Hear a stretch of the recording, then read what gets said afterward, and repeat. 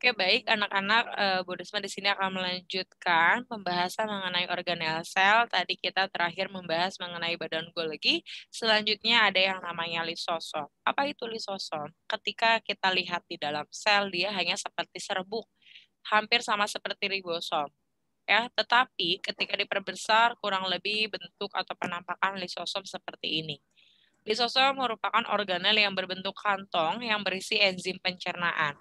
Lisosom ini berfungsi untuk mencerna zat sisa, makanan atau zat asing.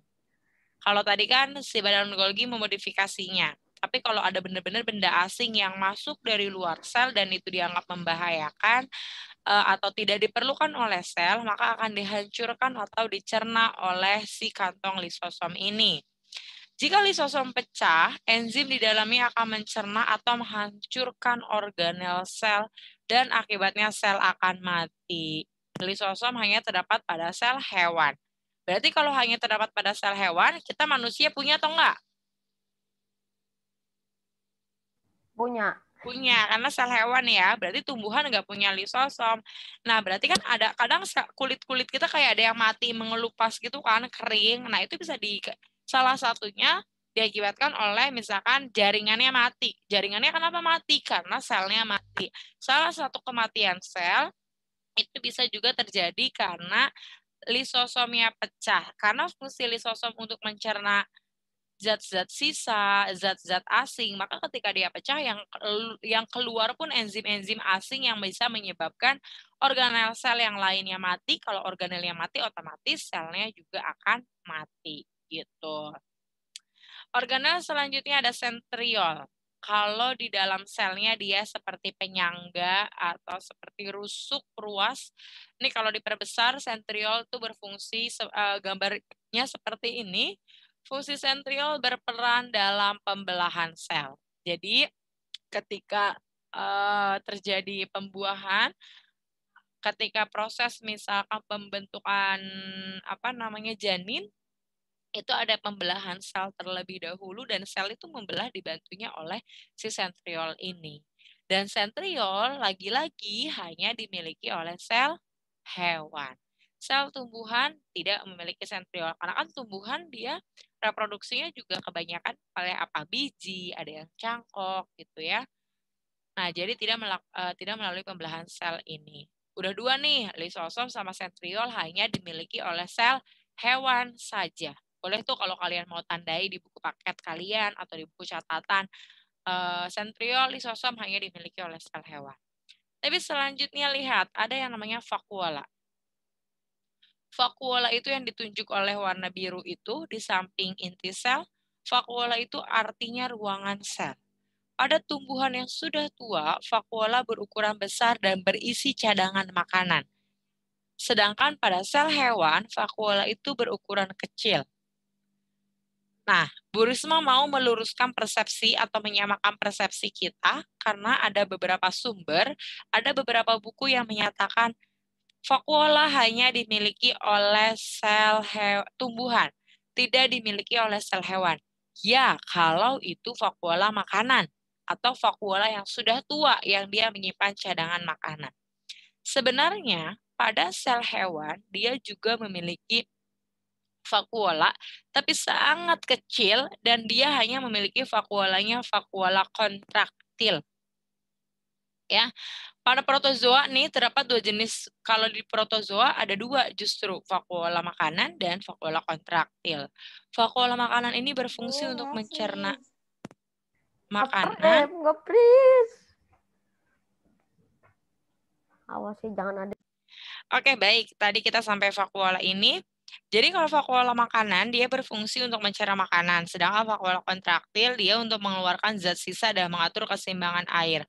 Pada sel tumbuhan, vakuola ini lebih besar dibandingkan pada inti sel. Lebih besar dibandingkan dengan inti sel.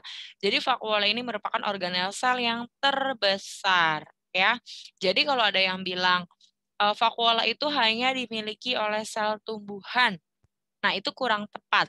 Sel hewan juga punya, tapi memang sangat kecil gitu. Dan kadang di gambar sel hewannya pun tidak dimunculkan, itu yang membuat kerancuan-kerancuan. Banyak jarang buku yang sudah mengupgrade gambar sel tumbuhan, sel hewan yang ada vakuolanya. Biasanya tuh di gambar sel hewan itu tidak ada vakuolanya, gitu ya. Dan selanjutnya ada yang namanya plastida. Mungkin ini seharusnya tidak asing bagi kalian karena ini berhubungan dengan fotosintesis. Ini lihat, plastida hanya terdapat pada tumbuhan. Kalau tadi sentriol dan lisosom hanya terdapat pada hewan, plastida inilah yang hanya terdapat pada tumbuhan. Plastida ini mengandung pigmen tertentu. Kloroplas yang warnanya hijau karena punya klorofil untuk fotosintesis. Ini salah satu alasannya hanya tumbuhan yang punya karena hewan dan manusia tidak melakukan fotosintesis. Ada juga kromoplas. Dia warnanya kuning karena punya pigmen kantofil. Pigmen kantofil ini yang bikin warna kuning. Ada juga leukoplas. Dia berfungsi sebagai tempat cadangan makanan juga, tapi cadangan makanannya sih di dalam plastida ini.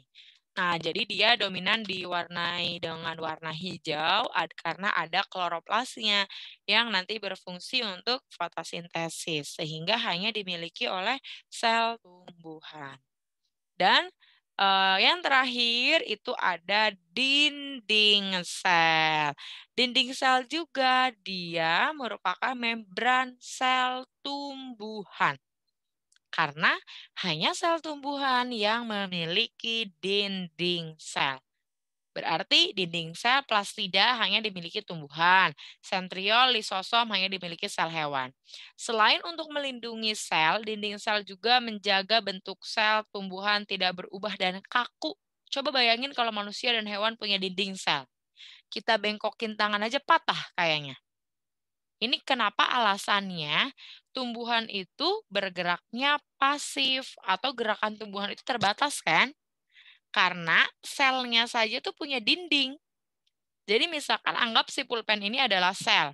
Tangan Bu Risma dindingnya. Dia nggak akan bisa terlalu bergerak bebas.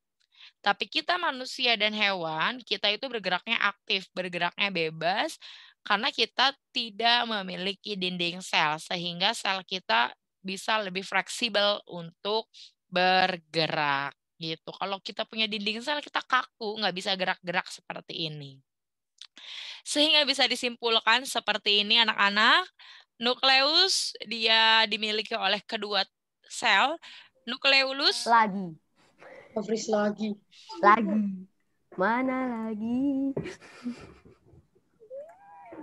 Nah, sehingga ini dapat disimpulkan seperti ini di dalam tabel bahwa nukleus dimiliki oleh dua jenis tumbuhan, dua jenis sel, hewan dan tumbuhan.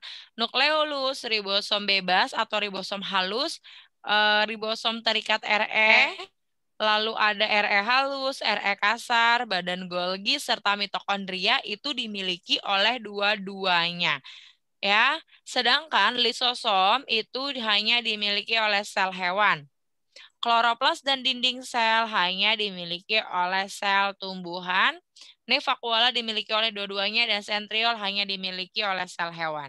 Sehingga dapat disimpulkan yang membedakan sel hewan dan sel tumbuhan adalah sel hewan tidak memiliki kloroplas dan dinding sel atau plastida ya tadi. Dan sel tumbuhan tidak memiliki lisosom dan sentriol. Ya, itu penjelasan dari Ibu mengenai Alah, Ibunya nge-fish, Ibu. patah-patah. Ibu Beneran ini mah. nge-fish, Ibu nge-fish. Akhir-akhir Oke. Apa? Akhir-akhir kenapa? nggak jadi, Bu. Nggak Udah jadi. apa jadi? Lanjut aja. Oke, baik anak-anak itu penjelasan dari Ibu mengenai bab 6, subbab yang pertama yaitu dari sel. Tadi sudah dijelaskan apa itu yang dimaksud dengan sel, perbedaan sel eukariotik dan sel prokariotik. Contoh sel eukariotik yaitu sel hewan dan sel tumbuhan. Perbedaannya tadi sudah kita lihat bersama terdapat pada organel selnya. Suatu sel setidaknya disusun oleh membran sel, protoplasma atau isi sel yang terdiri dari cairan sel yang disebut dengan sitoplasma Nge-fish. dan Ibu organel-organel nge-fish sel. Ibu. Yeay. Oke. Ya, baik anak-anak itu tadi penjelasan pada materi yang pertama di semester 2 ini yaitu mengenai organisasi kehidupan subbab yang sel. Nanti pertemuan selanjutnya kita akan membahas mengenai jaringan, baik jaringan hewan ataupun jaringan tumbuhan. Terima kasih. Mohon maaf apabila ada kesalahan dan kekurangan dari Ibu. Bu Risma tutup. Wabillahi taufiq wal hidayah. Wassalamualaikum warahmatullahi wabarakatuh. Dadah. Waalaikumsalam warahmatullahi wabarakatuh. Dadah.